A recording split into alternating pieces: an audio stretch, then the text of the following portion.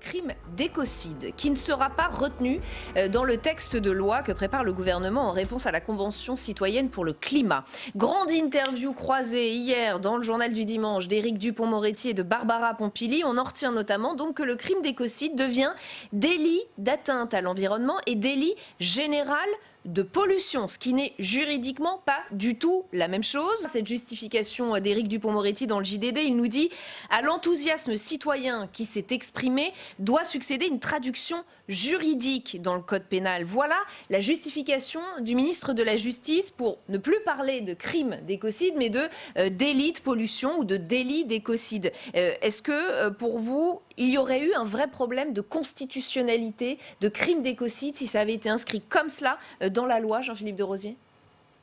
Oui, enfin, on ne sait pas de quoi on parle. Donc oui, si on dit le crime d'écocide est passible de 10 ans de prison, oui, on ne sait pas ce que c'est. Donc voilà, c'est inscrit comme cela dans la loi. L'écocide, je ne sais pas ce que c'est. Et comme vient de le rappeler Madame Lepage, c'est presque un contresens dans le signifié même. Non, le délit d'écocide est peut-être un oxymore même, mais crime d'écocide, c'est clair. Écocide, ce que fait Jair Bolsonaro, c'est un exemple. C'est tuer l'écosystème. Ouais. Donc j'ai du mal à identifier précisément ce que c'est, parce que l'ensemble de l'écosystème, tant qu'il y a de la vie, l'écosystème survit. Donc je pense qu'effectivement, il faut préciser la terminologie juridique, et en particulier dans les dispositions pénales, qui sont, comme on le sait, d'interprétation stricte, et donc qu'il faut être le plus précis possible.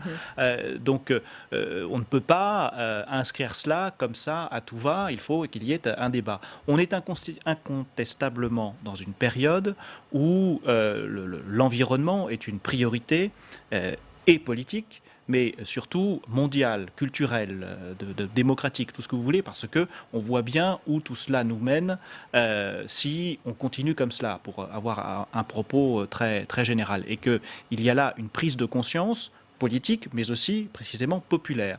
Ce qui est montré par énormément d'initiatives ces 5 dernières années, de l'accord de Paris à d'autres, et dont la Convention citoyenne pour le climat. Il ne faut pas que cette euphorie positive populaire sur les matières environnementales débouche sur une euphorie juridique. Parce que précisément, ensuite, on nage dans un flou qui va nuire à la protection de l'environnement. Et donc, lorsque l'on se saisit de ces débats au niveau parlementaire pour en faire une traduction juridique, pour en faire même une traduction pénale, c'est là qu'il faut être rigoureux, précis, pour effectivement aller dans le sens de la protection de l'environnement et pas dans un sens où on nage dans un flou absolu qui ne permet pas de protéger cet environnement. Sauf que moi, j'ai pas...